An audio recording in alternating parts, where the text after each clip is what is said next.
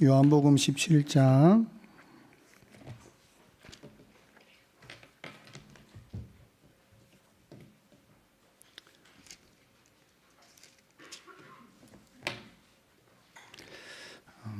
요한복음 17장 22절입니다.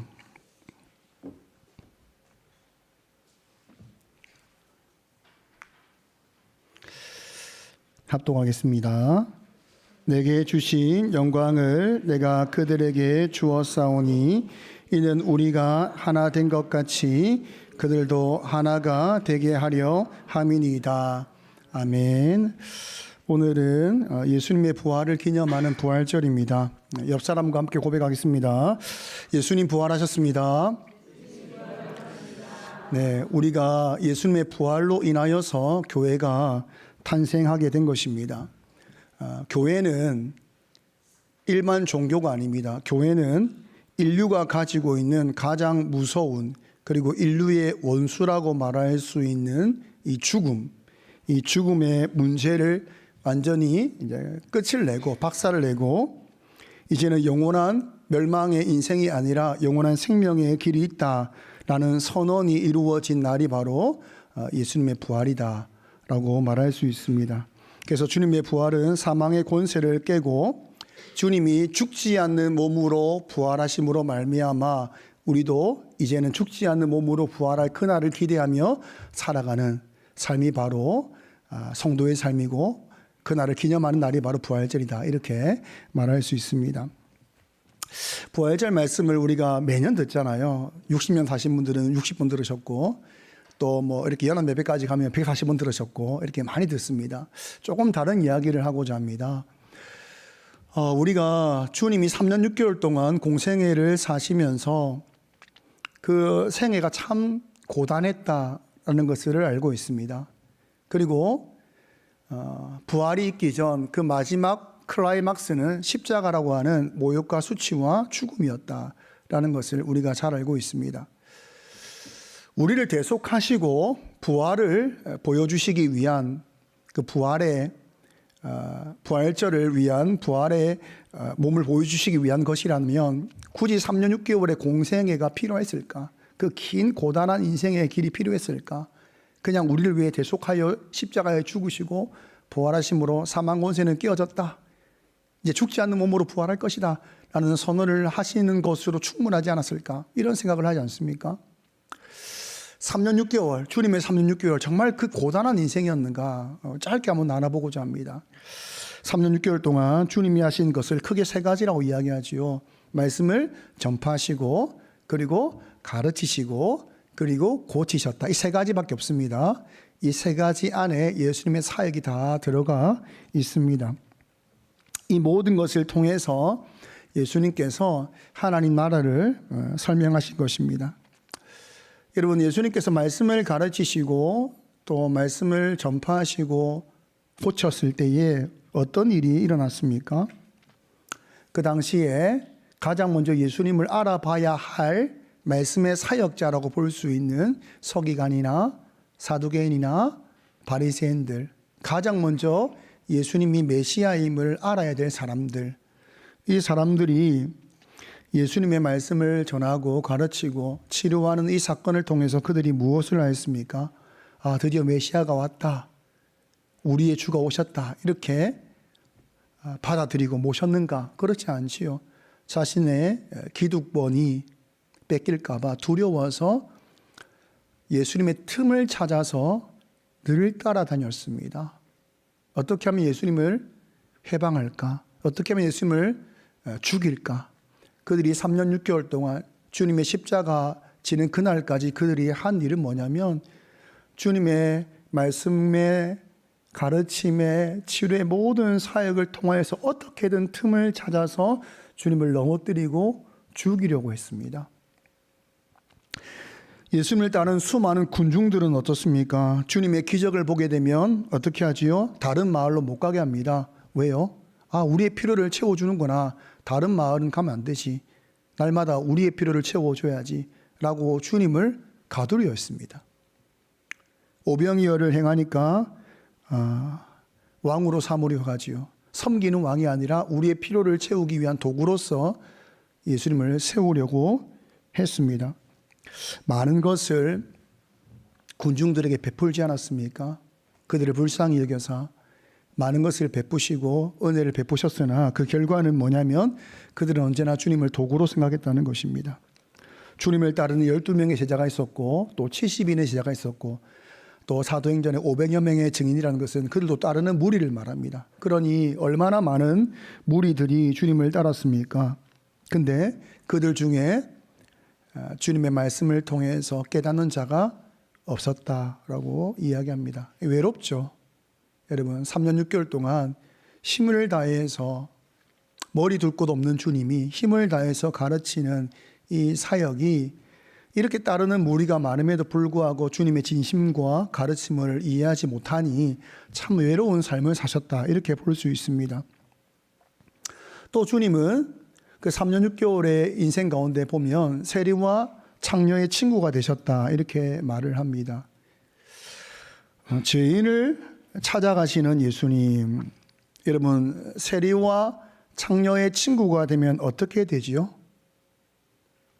아무리 귀한 그릇이라도 거기에 더러운 것이 담겨져 있으면 그 그릇은 귀하지 않게 되는 것입니다. 죄인이라고 말하는 당시의 세리와 창녀, 누구도 함께하지 않는, 함께할 수 없는 존재라고 할 수 있는 세리와 창녀의 친구가 되는 것, 그들과 함께하는 것은 그들과 같이 되는 것입니다. 학교에서 따돌림 당하는 친구들을 돕는 학우들이 없다고 하지요. 왜 없는가 하면 그 친구를 돕다가 자신도 그 친구와 같은 취급을 당할까 봐 그 친구를 돕지 않는다라고 합니다. 삭개오는 외로웠습니다. 왜 외로웠습니까? 아무도 삭개오 옆에 오지 않았습니다. 왜요? 삭개오와 같은 취급을 당할 수 있기 때문입니다. 주님은 죄인들을 찾아가십니다. 그들의 친구가 되어 주셨습니다. 그리고 사람들로부터 예수는 말씀은 저렇게 전하는데 되게 성자인 것처럼 되게 거룩한 사람인 것처럼 그렇게 사는데 봐라 죄인의 친구다. 잘 살아온 예수님의 인생, 정말 잘 살아온 예수님의 인생이 그들을 찾아가 그들과 친구가 됨으로 말미암아 흠과 더러움이 묻어지게 된 것입니다. 그럼에도 불구하고 주님 그들을 찾아가셨습니다. 반면에 그들은 그들의 인생 가운데 아무도 그들과 함께하지 않았는데 예수님이 그들을 찾아오심으로 말미암아 죄인에서 거룩한 자의 친구가 되는 영광을 얻게 되었습니다. 여러분 인생 가운데 가장 유명한 사람 누구 있습니까? 아는 사람, 모르는 사람 말고 이렇게 이야기하면 저는 누구를 압니다 이렇게 이야기하잖아요. 이번에 우리 중고등부애들이 그 달서 중학교 이제 이전한다고 거기서 이제 사물 비산동학을 하고 나서 보니까 추경호 그 국회의원과 사진을 찍었더라고요. 그 정도 가지고 안다 이렇게 말할 수 없겠지만 어쨌든 얼굴을 본 거잖아요. 그 당시 예수님 당시에 헤롯의 친구가 되면 사람들이 인정할까요? 그렇지 않죠. 그 당시에 로마의 총독과 친구가 된다면 사람들이 이렇게 할까요? 그럴 수도 있겠죠. 근데 그 당시 가장 존귀 여김을 받고 가장 귀하고 많은 사람이 정말 우러러보고 따르는 예수님이 그들의 친구가 되셨다라고 할 때에 죄인으로 살았던 세리와 창녀의 삶이 어떻게 될까요? 달라지는 것입니다. 예수님은 그들로 말미암아 낮아졌지만 그들은 예수님으로 말미암아 다시 살 소망을 가지게 되는 것입니다. 주님이 3년 6개월 동안 정말 잘 살아온 인생이 그들로 말미암아 때로는 더럽혀지고 때로는 흠이 생겼으나 그럼에도 불구하고 그들을 위한 삶을 살아가셨다. 이렇게 성경은 말을 하고 있지 않습니까? 주님의 제자들은 어떻습니까? 주님과 늘 함께했던 주님의 제자들을 생각해 보면 어때 보면 저렇게 못날 수가 있나 이런 마음이 들지 않습니까? 그렇게 많은 기적을 보고 그렇게 많은 가르침을 듣고 또 전하는 예수님 말씀을 다 귀에 새기고 그 결과가 뭐냐라고 물어보니 예수님께서 나 이제 십자가에 죽을 거야 라는 이야기를 3번을 했는데 이 3번을 하는 동안 주님의 십자가에 대한 생각을 얼마나 관심이 없었는지 듣지 못하고 그들의 다툼은 뭐였죠? 누가 높은 자리에 갈 거냐? 예수님 왕 되면 누가 높은 자리에 갈 거냐만 이야기하더라는 거예요. 아니 주님이 지금 십자가를 지고 죽을 거를 이야기하고 있는 그때에도 그들은 그 말을 듣고 있음에도 불구하고 얼마나 그들의 생각이 잘못된 것으로 가 있는지, 우리는 주님으로 말미암아 부와 명예와 권력을 얻는 사람이 될 거야로 가득 차 있더라는 것입니다. 그리고 예수님의 제자 중 한 사람은 예수님을 팔았고 예수님을 사랑한다라고 고백했던 제자는 3번을 부인했고 또 많은 제자들은 예수님의 고난 가운데 다 흩어져 떠났습니다. 그래서 예수님의 공생애를 생각하면 참 고된 인생이었다, 고난과 고통의 세월이었다, 이런 생각이 들지 않습니까? 그런데 예수님께서 이 고난의 세월을 얼마나 많이 보내셨는지 성경만 가지고는 말할 수 없잖아요. 요한복음 21장 25절에 보면 예수께서 행하신 일이 이 외에도 많으니 만일 낱낱이 기록된다면 이 세상이라도 이 기록된 책을 두기에 부족할 줄 아노라. 우리는 이 수많은 이야기가 결국 말씀을 전하는 것과 가르치는 것과 고치는 것이라는 것을 알고 이 모든 것 또한 다 군중과 또 그들의 끝땅의 지도자들과 또 세리와 창녀들과 또 제자들을 위한 삶이었다라는 것을 우리가 생각할 수 있습니다. 그냥 십자가 지고 죽으시지 왜 이래 고단한 인생을 사셨는가? 그냥 십자가로 죽으시고 부활하시지 왜 이렇게 바뀌지도 않는 사람들을 향하여서 이 길고 긴 인생을 사셨는가? 이런 생각이 들지 않습니까? 저는 말씀을 준비하는 동안 늘 그 생각을 했습니다. 주님을 따라가는 길은 참 고단한 길이다. 왜냐하면 주님이 그 길을 가셨으니까. 우리 그렇게 생각하지 않습니까? 여러분, 주님께서 이 말씀을 하십니다. 마태복음 16장 24절 합독하겠습니다. 이에 예수께서 제자들에게 이르시되 누구든지 나를 따라오려거든 자기를 부인하고 자기 십자가를 지고 나를 따를 것이니라. 우리 이 말 들으면 이미 겁을 먹어요. 주님 가신 길이 얼마나 힘든데 우리로 하여금 나를 부인하고 자기 십자가를 지고 따르라 하시니 저는 그 길 못 갑니다 라고 말하는 것이 우리의 고백이지요. 이 고백 가운데 무엇이 담겨 있냐면 주님의 인생이 너무 힘듭니다. 주님이 사셨던 이 땅에서의 삶이 너무 고단하고 너무 사실 저는 그렇게 못 삽니다 라는 내용이 담겨져 있잖아요. 얼마 전 드라마를 보는데 폭삭 속았수다.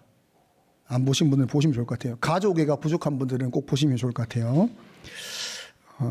제가 이게 세포가 정말 있구나. 연애 드라마를 보면 연애 세포가 올라오고 가족 드라마를 보면 가족 세포 이 정말 있구나. 얼마나 가족애가 올라오는지 보십시오.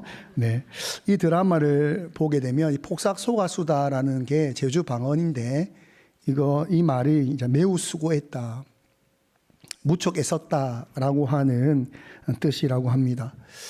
그 내용 중에 이런 내용이 있습니다. 아빠라고 하는 양관식이라고 하는 아빠가 있고 또 첫째 딸이 양금명이라고 하는 딸이 있습니다. 딸이 7년 동안 사랑하는 남자와 연애를 하죠. 그리고 결혼을 준비합니다. 근데 이 결혼이 결국은 이루어지지 못하게 됩니다. 너무 오랫동안 사랑하다 보니까 헤어지는데도 1년이라는 시간이 걸려요. 그리고 1년의 시간을 보내면서 결국은 눈물로 사랑하지만 헤어지는 그런 일이 일어납니다. 너무 사랑하는데 헤어지니까 그 딸이 완전히 이제 공허함이 찾아오는 거예요. 모든 마음과 이제 몸이 무너져요. 그러는 중에 계속 엄마 아빠는 딸을 걱정해서 연락을 하게 되고 그 시간이 지나서 딸이 엄마 아빠가 있는 제주도로 내려가서 이제 회복의 시간을 가지는 사건으로 이어집니다. 어떻게든 마음 상한 딸이 몸이 상하지 않도록 계속 먹이고 또 먹이고 이런 내용이 쭉 이어지거든요. 어느 날 아빠가 새벽 4시가 되어서 딸을 깨웁니다. 일어나서 가자라고 해서 딸을 깨우면서, 아빠의 직업이 어부인데 새벽 4시가 되어 딸을 깨워서 이제 먹을 거를 준비하고 이제 깜깜한 새벽 어둠에 배를 띄웁니다. 그 배를 띄운 이유는 뭐냐면 매일 새벽마다 나와서 배를 띄우면서 매일 이제 일출을 보는데, 아빠는 매일 일출을 보면서 행복했다는 거예요. 그러니까 그 무너진 마음 가운데 다시금 회복을 위해서, 이 딸이 다시금 행복하기 위해서 일출을 보여주고자 딸을 깨운 것입니다. 딸은 아빠가 지금까지 얼마나 고생했는지를 알고 있죠. 아픔을 겪게 되면 성숙을 하게 됩니다. 부모가 얼마나 나를 위해 고생했는지를 알게 되는 거예요. 배를 타면서 딸과 아빠의 대화 가운데 아빠의 인생이 보이지 않겠습니까? 참 고단한 인생이었다. 나를 키우는 인생은 참 고단한 인생이었다. 그러면서 이런 대화를 합니다. 이제 고생하지 마. 나 때문에 고생하지 마. 이 말을 하거든요. 그때 아빠가 이 말을 하지요. 고생은 신나지. 아빠 너 있어서 하나도 안 힘들어. 한 번도 안 힘들어. 이 말을 해요. 딸은 아빠가 나로 인해서 살아온 인생이 참 딸을 잘 먹이고 잘 입히고 대학을 보내고 이 모든 수고가 참 고단한 인생이어서 더 이상 내 아빠하지 마라. 나로 인해서 고생하지 마라. 이렇게 말을 하는데 아빠는 고생한 적이 없다. 난 늘 신났다. 한 번도 고생한 적이 없다. 이렇게 말을 합니다. 시간이 지나서 이제 진짜 결혼할 남자를 데리고 올 때에 아빠가 사위일 된 사람에게 이렇게 말을 합니다. 너는 지금 나에게서 무엇을 받아가는 줄 아느냐? 이런 질문을 해요. 그리고 이렇게 말을 하죠. 내가 너에게 나의 천국을 준다. 아빠들 써먹으면 될 것 같아요. 딸을 가진 아빠들. 아들 가진 아빠 쓸 수 없어요, 이거는. 내가 너에게 나의 천국을 준다. 그때 딸이 30살이었는데 30년 동안 아빠는 이 딸로 인해서 천국에 살았다는 거예요. 제가 여러분 이 드라마의 제목처럼 인생은 폭삭 속았수다라고 말할 만큼 무척이나 애쓰며 살잖아요. 참 고되다라고 말하는 것이 인생인데, 그래서 인생을 사는 동안 우리는 막 희노애락이 다 이렇게 인생 가운데 녹아져 있지 않습니까? 많이 수고하고 많이 노력하고 때로는 많이 울어야 하는 것이 인생인데, 아빠가 살아온 인생, 딸을 위해 살아온 인생은 천국이었다. 이렇게 표현을 합니다. 제가 그 드라마를 보고 오늘 말씀을 보면서 오늘 말씀 17장 22절을 제가 다시 읽겠습니다. 내게 주신 영광을 내가 그들에게 주었사오니 이는 우리가 하나 된 것 같이 그들도 하나가 되게 하려 함이니이다. 내게 주신 영광이다. 이렇게 말을 합니다. 이 땅에 오셔서 자기 백성을 위해 사신 인생, 3년 6개월의 인생, 그리고 수치와 모욕과 죽음의 인생, 그 인생을 예수님은 영광이다. 이렇게 표현을 해요. 저는 하나님의 뜻을 이루기 위한 예수님의 삶이다라고 많이 이해했어요. 주님께서 아버지 뜻을 이루었으니 참 영광이다. 이렇게만 이해했어요. 근데 말씀을 통해서 무엇을 말하냐면 주님께서 이 땅에 오사 아버지 뜻을 이룸으로 영광이 된 것 또한 무엇이 영광이냐면 우리를 사랑하심으로 우리를 위해 살아왔던 모든 인생의 날들이 다 영광이었다. 이래 말을 한다는 거죠. 죄인과 창녀의 친구가 되는 것도 주님은 신났다는 겁니다. 말귀를 알아듣지 못하고 늘 예수님의 틈을 찾아서 넘어뜨리려고 했던 바리새인이나 서기관이나 사두개인이나 이들의 공격 또한, 이들의 말도 안 되는 그런 괴략 또한 주님이 신났다는 거예요. 왜요? 그들을 살리기 위한 삶을 사셨기 때문에. 이 모든 것이 영광이었다. 이렇게 말을 하고 있습니다. 3년 6개월의 시간은 주님의 영광의 시간이었습니다. 성경이 그렇게 말을 하고 있습니다. 우리를 위해 사셨던 모든 고된 인생이 한 번도 고되지 않았다라고 말씀하시고 영광의 시간이었다. 이렇게 말씀을 하십니다. 그리고 3년 6개월은 또 다른 의미가 있습니다. 여러분, 자녀가 어떤 인생을 살기를 원하는가, 여러분 자녀에게 바라는 것이 있잖아요. 우리 자녀가 어떤 인생을 살기를 원하는가 라고 하면 어떻게 해야 되죠? 공부는 어떻게 하면 잘합니까? 교과서 위주로 공부를 하면 잘하잖아요. 국어를 잘하고 싶으면 국어 교과서를 공부하면 됩니다. 수학을 잘하고 싶으면 수학 교과서를 공부하면 되지요. 교과서를 따라 충실하게 공부하면 그 과목을 잘할 수 있습니다. 인생의 교과서가 뭘까요? 인생의 교과서는 부모입니다. 자녀가 어떤 인생을 살기를 원하는가에 대한 인생의 교과서는 부모 인생입니다.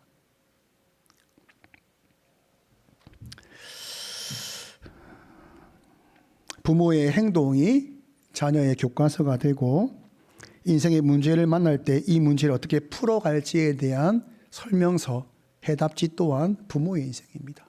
그 인생을 보고 있는 것입니다. 베드로후서 3장 18절 함께 읽겠습니다. 오직 우리 주 곧 구주 예수 그리스도의 은혜와 그를 아는 지식에서 자라가라. 영광이 이제와 영원한 날까지 그에게 있을지어다. 우리가 주기도문을 배우고 있는데, 주기도문이 주님께서 이 땅에 사셨던 삶의 원리와 중심이 무엇인지를 말해준다라고 이야기했습니다. 주님이 이 땅에 3년 6개월 동안 정말 잘 사시고 싶었던 이유가 뭐냐면 우리의 인생의 교과서가 되기 위해서다. 이렇게 말할 수 있다는 거예요. 한순간도 주님은 비겁하게 살 수 없는 거죠. 비열하게 살 수 없는 거죠. 거짓되게 살 수 없는 겁니다. 왜냐하면 주님이 사셨던 모든 인생은 우리에게 하나님 나라를 사는 자의 교과서가 돼야 되거든요. 그래서 주님이 그렇게 사셨다. 이렇게 말을 하고 있습니다.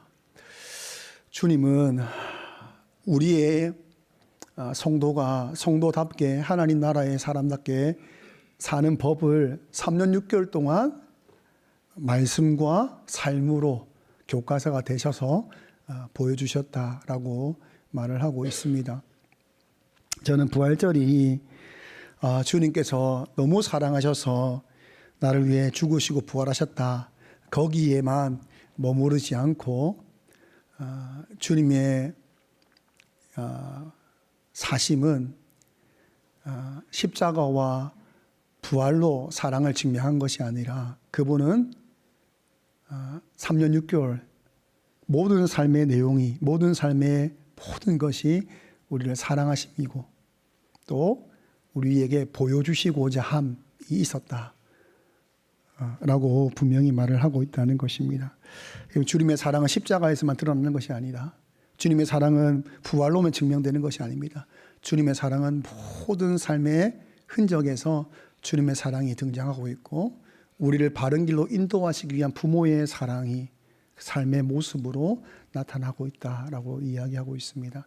이 사랑에 우리가 반응하고 우리도 주님 사랑을 따라갈 수 있기를 간절히 소망합니다.